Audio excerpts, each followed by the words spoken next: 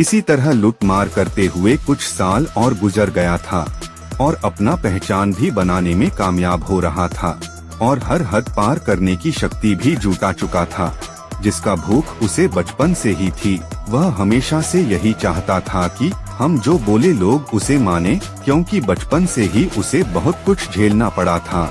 माँ पिता से लेकर पहचान, इज्जत कुछ भी नहीं मिला था। उसे ऊपर वाले और नीचे वाले सभी लोगों ने बहुत सताया था। अब तो सभी लोग इसकी बात सुनते भी थे और मानते भी थे। धीरे धीरे धन दौलत भी कुछ जमा हो चुका था, तो सबसे पहले इसने एक साथ अपनी 2 बेटियों की शादी एक इज्जतदार घर के 2 लड़कों से कर दिया, ताकि सिर का बोझ कुछ तो हल्का हो जाए।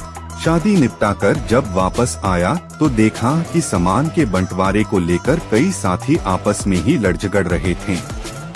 जब झगड़े की और वजहों को ढूंढा तो पाया कि कुछ लोग तो मासूम के साथ थे, परंतु कुछ साथी गुप्त रूप से 2 या 3 ग्रुप में बंट चुके थे। वजह एक ही था, लुटे हुए माल का बंटवारा। स्थिति यहाँ तक खराब हो गई थी कि वे लोग अपने ग्रुप के लोगों के साथ एक एक करके छोड़कर निकलने लगे थे और निकलते ही अपना अलग ग्रुप तैयार करके लूटमार करने लगे थे। हालात यहाँ तक खराब हो गया था कि इसके पास ही लोगों की कमी होने लगी थी। अब मासूम को अगले आक्रमण को लेकर चिंता सताने लगी थी। उसे कुछ भी समझ नहीं आ रहा था कि क्या किया जाए। साथी नहीं थे तो लूटमार का काम भी रुक गया। थक हार के इस समस्या का हल ढूंढने वो अपनी पत्नी के पास गया। उसे सारी बातों को बताया और किसी तरह इस समस्या का हल ढूंढने को कहा। उसकी पत्नी ने भी बिना देर किए अपने भाई को बुलाया, जिसके पास ज्ञान का भंडार था।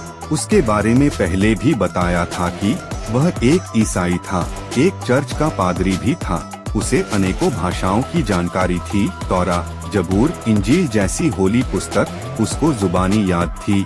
वे पहले के सभी बड़ी बड़ी धार्मिक किताबों को मिला जुला कर अपनी एक छोटी और अलग रचना तैयार कर रहा था, यानी उनका शॉर्ट फॉर्म। एक बात जो बिल्कुल अलग थी कि इस रचना को वो अपनी क्षेत्रीय भाषा में लिख रहा था, ताकि सभी लोग आसानी से पढ़ सके और समझ सके। हर लेखक अपनी नई रचना को एक नए अंदाज में लिखता है।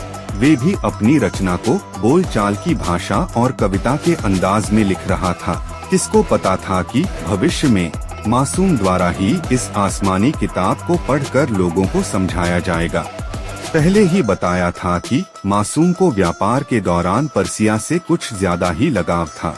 पर्सिया यानी आज का ईरान देश, और वहाँ के लोग बहुत अच्छे थे।